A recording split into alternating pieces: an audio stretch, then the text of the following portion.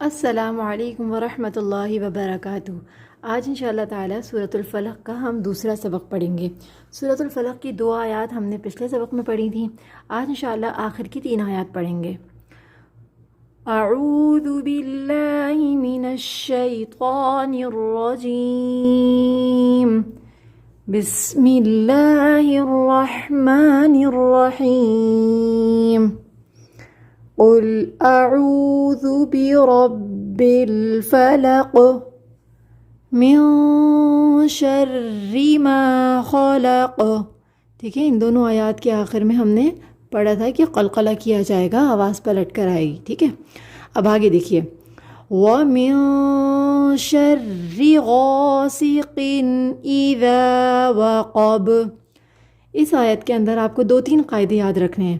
پہلی بات یہاں پر دیکھیے، وَمِن کے اندر ہم نے کرنا ہے اخفا، وَمِن شَرِّ نہیں پڑھیں گے، وَمِن اخفا کے اندر زبان کو کہیں پر ٹچ نہیں کرنا ہوتا۔ ٹھیک ہے، زبان ہمارے منہ کے درمیان میں رہتی ہے، تب ہم اخفا کرتے ہیں۔ ٹھیک ہے، وَمِن شَرِّ۔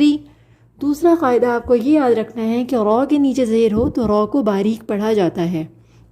ہم نے جیسے پڑھا تھا را پہ زبر آ جائے را کو موٹا پڑھیں گے، جیسے بربل۔ ٹھیک ہے، دوسری آیت میں پڑھا تھا را پہ زیر ہے باریک پڑھیں گے، یہاں پر بھی را پہ زیر ہے ہم باریک پڑھیں گے۔ ٹھیک ہے، اس کے بعد ہے غاسقن، غین کو موٹا پڑھیں گے، غین ہیوی لیٹرز ہیں۔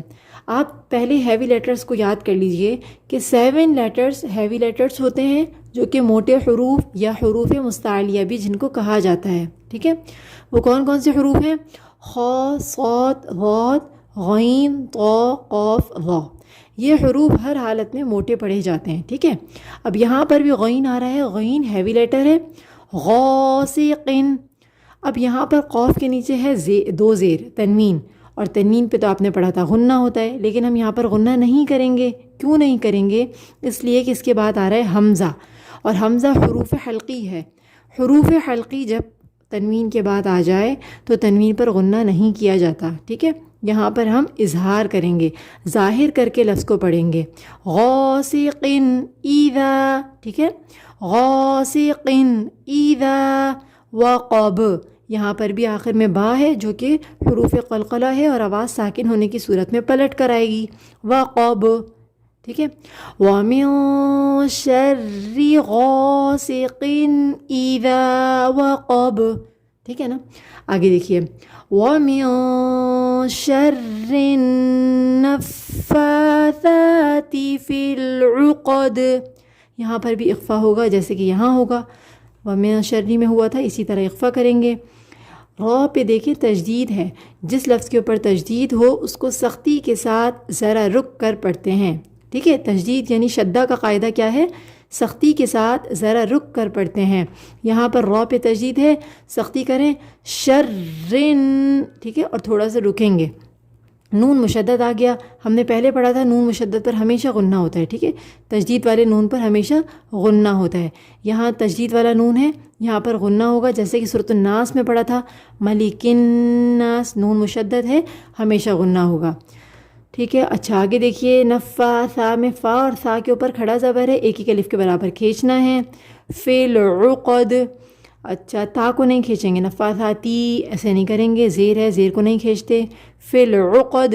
یہاں پر بھی دال پہ قلقلہ ہوگا اور قاف موٹا پڑھا جائے گا۔ آگے، وَمِن شَرِّ حَاسِدٍ إِذَا حَسَدَ۔ یہاں پر بھی وَمِن شَرِّ اسی طریقے سے اخفا ہوگا، را کو باریک پڑھیں گے، ہا کھینچیں گے ایک الف کے برابر، اس لیے کہ الف مدہ ہے، الف خالی سے پہلے زبر آ گیا، سے دن۔ یہاں پر دال پہ 2 زیر یعنی تنوین ہے، لیکن غنہ نہیں کیا جائے گا اظہار کے قاعدے کے مطابق، یعنی کہ آگے حروف حلقی آ گیا تو اب یہاں پر لفظ کو ظاہر کریں گے، غنہ نہیں ہوگا، حاسدن بس۔ ایذا، ذال کو ایک الف کھینچیں گے، الف مدہ ہے، الف خالی سے پہلے صبر ہے، حسد۔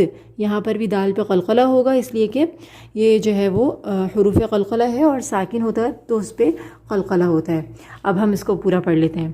بسم اللہ الرحمن الرحیم، وَمِن شَرِّ غَاسِقٍ إِذَا وَقَبَ، وَمِن شر النفاثات في العقد ومن شر حاسد إذا حسد. صدق اللہ العظیم. السلام علیکم ورحمۃ اللہ وبرکاتہ.